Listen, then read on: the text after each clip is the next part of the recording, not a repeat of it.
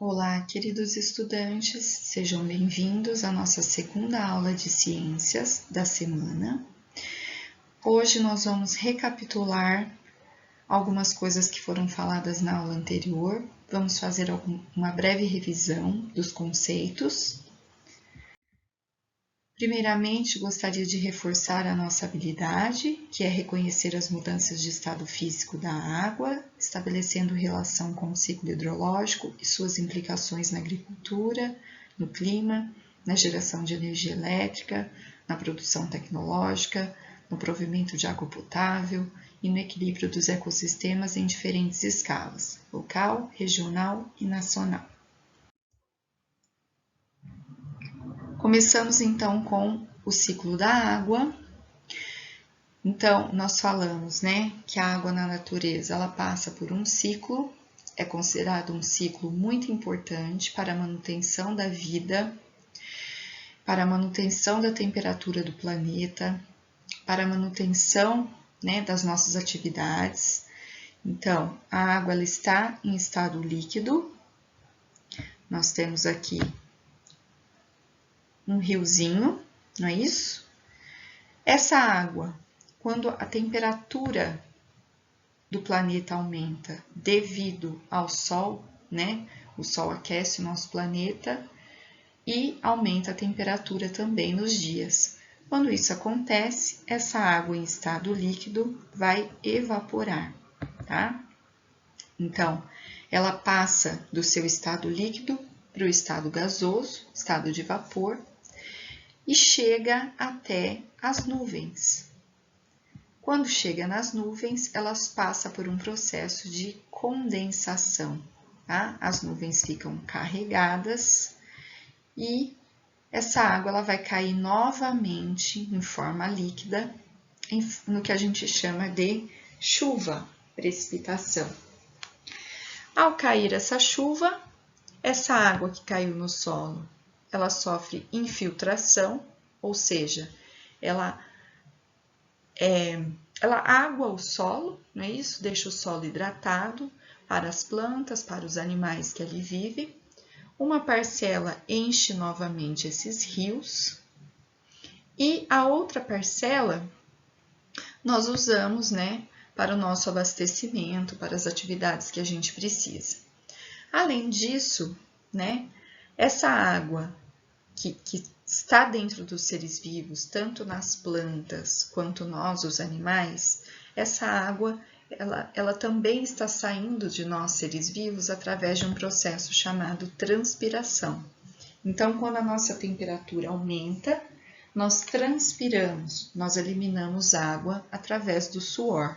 E essa água ela se torna também vapor, vai subir, vai condensar e vai cair de novo em forma de chuva. Então, percebam que este é um ciclo completo e ele está em constante acontecimento, tá? Não para. Continuando, nós vimos então, vamos fazer uma breve revisão da constituição de água no nosso planeta.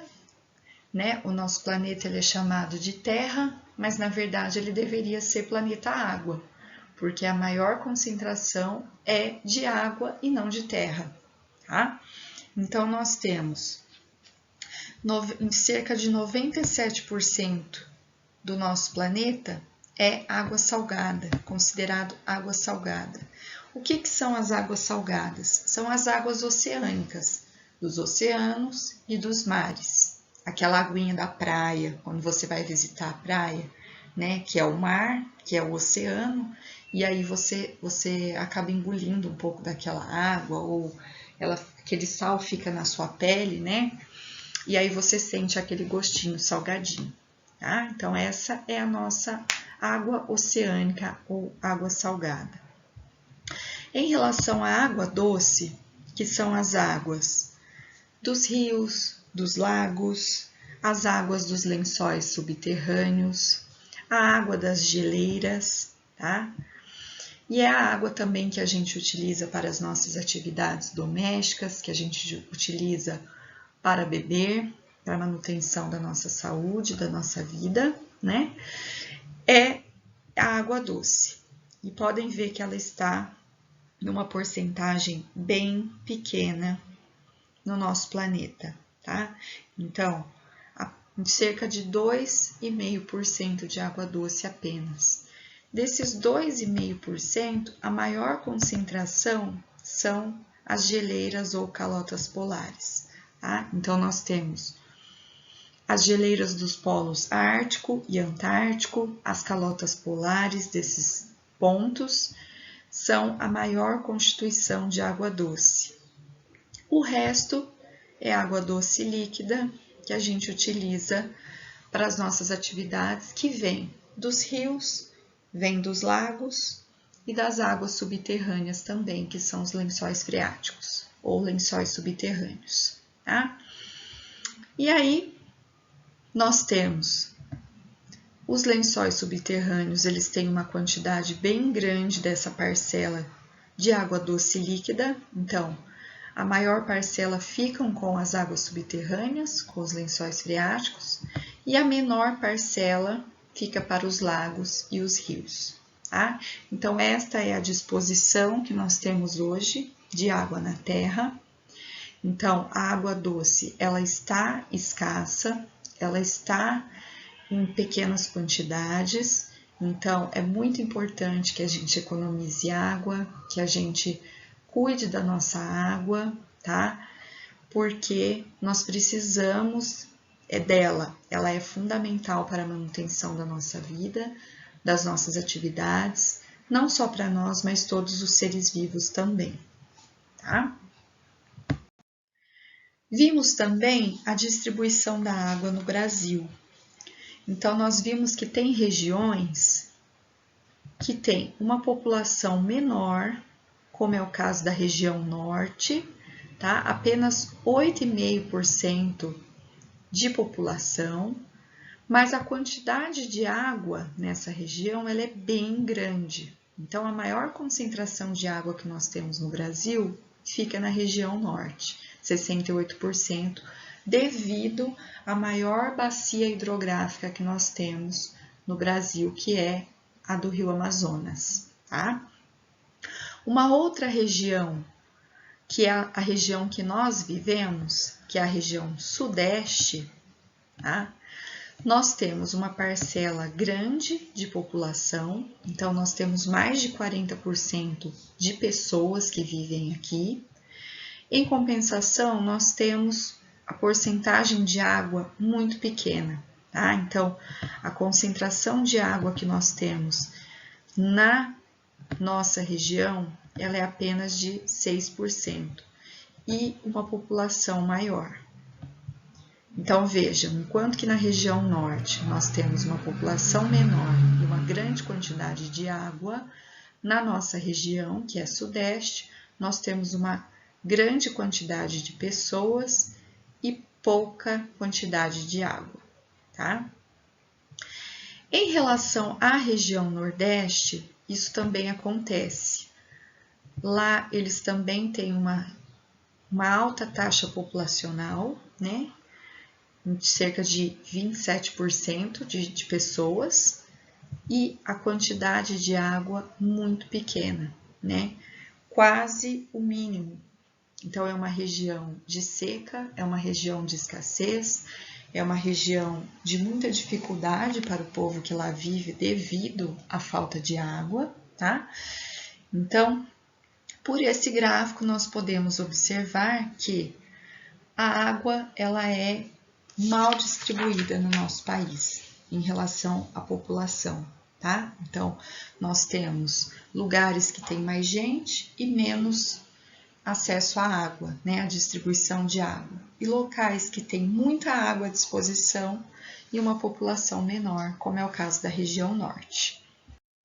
E agora, então, nós faremos a correção da atividade que foi solicitada na aula anterior, tá? Que vocês responderam através do Google Forms e me enviaram as respostas.